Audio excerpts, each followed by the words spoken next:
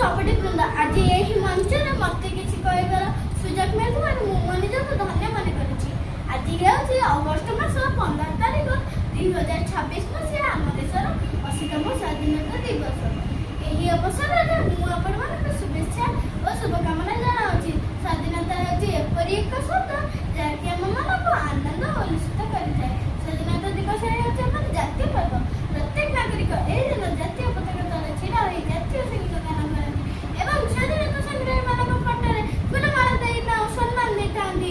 ଆମ ଦେଶକୁ ଇଂରେଜମାନେ 200 ବର୍ଷ ଧରି ଶାସନ କରିବା ପରେ 1947 ମସିହା ଅଗଷ୍ଟ 14 ତାରିଖ ମଧ୍ୟରାତ୍ରରେ ଆମ ଦେଶ ଇଂରେଜ କବଳରୁ ମୁକ୍ତ ହେଲା। ଏହି ସ୍ୱାଧୀନତା ଆମକୁ ସହଜରେ ପ୍ରାପ୍ତ ହୋଇନଥିଲା। ଏହା ପଛରେ ରହିଛି ମହାତ୍ମା ଗାନ୍ଧୀ, ସୁଭାଷ ଚନ୍ଦ୍ର ବୋଷ, ରାଣୀ ଲକ୍ଷ୍ମୀବାଇ, ଭଗତ ସିଂ ଭଳି ହଜାର ହଜାର ଦେଶଭକ୍ତଙ୍କ ରକ୍ତ ଓ ବଳିଦାନ ଯୋଗୁଁ ଆଜି ଆମେ ସ୍ୱାଧୀନ ଆକାଶର ବିହଙ୍ଗ ହୋଇପାରିଛେ। ଭାରତ ସ୍ୱାଧୀନ ହେବା ପରେ ବିଜ୍ଞାନ, ପ୍ରଯୁକ୍ତିବିଦ୍ୟା, ମହାକାଶ ଗବେଷଣା ଓ ଅର୍ଥନୀତି କ୍ଷେତ୍ରରେ ସ୍ୱତନ୍ତ୍ର ପରିଚୟ ସୃଷ୍ଟି କରିପାରିଛି। କିନ୍ତୁ ଆଜି ଏହି ଅବସରରେ ଆମେ ଆମ ନିଜକୁ ପ୍ରଶ୍ନ କରିବା, ଆମେ କଣ ସମ୍ପୂର୍ଣ୍ଣ ସ୍ୱାଧୀନ ହୋଇପାରିଛେ?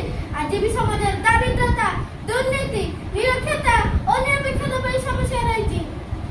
କିନ୍ତୁ ସବୁଠୁ ବଡ଼ ସମସ୍ୟା ହେଉଛି ନାରୀର ସ୍ୱାଧୀନତା। କିନ୍ତୁ ନାରୀଟି ଅସୁରକ୍ଷିତ, ଅବହେଳିତ, ଲାଞ୍ଛିତ। ଏହାକୁ ଆମ ସ୍ୱାଧୀନତା ଶବ୍ଦର ତାତ୍ପର୍ଯ୍ୟ, ଏହା ହେଉଛି ଆମର ମୂଲ୍ୟବୋଧ। ସ୍ୱାଧୀନତା ଶବ୍ଦର ଅର୍ଥ ସେତେବେଳେ ସାର୍ଥକ ହେବ ଯେତେବେଳେ ପ୍ରତ୍ୟେକ ନାରୀ ଓ ପୁରୁଷ ଭୟମୁକ୍ତ, ଶିକ୍ଷିତ ଓ ଆତ୍ମନିର୍ଭରଶୀଳ ହେବେ। ଶେଷରେ ମୁଁ ଏତିକି କହିବି, ପତାକା ଉତ୍ତୋଳନ କରିବା କିମ୍ବା ନାରା ଦେବା ସ୍ୱାଧୀନତାର ଉଦ୍ଦେଶ୍ୟ ନୁହେଁ। ଆମକୁ ଏକ ସୁସ୍ଥ, ସ୍ୱଚ୍ଛ, ସମୃଦ୍ଧ, ନିରପେକ୍ଷ ସମାଜ ଗଠନ ପାଇଁ ସଂକଳ୍ପ ନେବାକୁ ହେବ।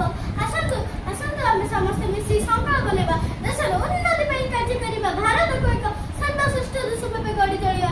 ମୁଁ ଏତିକି କହି ମୋର ବକ୍ତବ୍ୟ ଶେଷ କରିଛି। Thank you.